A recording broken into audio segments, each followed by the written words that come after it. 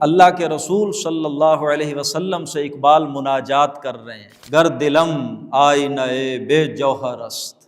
پر بحرفم غیر قرآن مضمر است۔ گر دلم، اے اللہ کے رسول، اگر میرا دل آئینہ بے جوہر است، اگر ایسا آئینہ ہے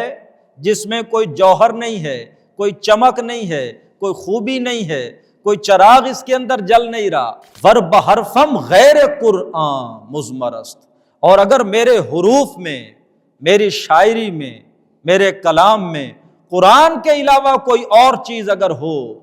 تو پھر پردہ ناموس فکرم چاک کن،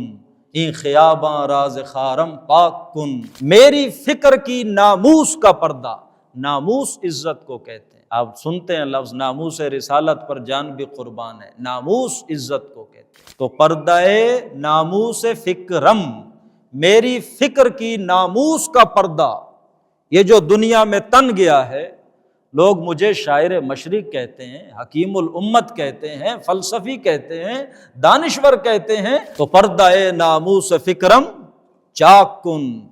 یہ جو میری فکر، میری انٹلیکٹ، اس کی عزت بن گئی ہے دنیا میں، اس کا پردہ چاک کر دے۔ ان خیاباں راز خارم پاک کن،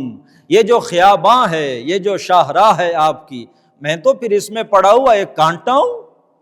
اٹھا کر پھینک دیجئے۔ روز محشر خار رسوا کن مرا، کہ اللہ کے رسول جب حشر کا دن ہو، اب آپ ذرا سوچئے تو صحیح کہ اللہ نے اس کا نقشہ کھینچا ہے، اس دن کا وہ کیسا ہوگا۔ اس دن اقبال کہہ رہے ہیں روز محشر خار رسوا کن مرا، اللہ کے رسول مجھے خار کر دیجئے گا، رسوا کر دیجئے گا، بے نصیب از بوسہ پا کن مرا، مجھے اپنے پاؤں بھی نہ چومنے دیجئے گا، اپنی قدم بوسی کا شرف بھی مجھے نہ دیجئے، اگر میں نے قرآن کے سوا کچھ اور کہا۔ آپ اندازہ کیجئے کون اتنا بڑا دعویٰ کر سکتا ہے، یعنی ایک درجے میں بد دعا ہے، کون خود کو ایسی بد دعا دے سکتا ہے؟ لیکن دراصل یہاں اصل مقصود یہ ہے کہ اقبال کو یقین اتنا ہے کہ میں نے قرآن کے سوا کوئی اور مضمون بیان نہیں کیا۔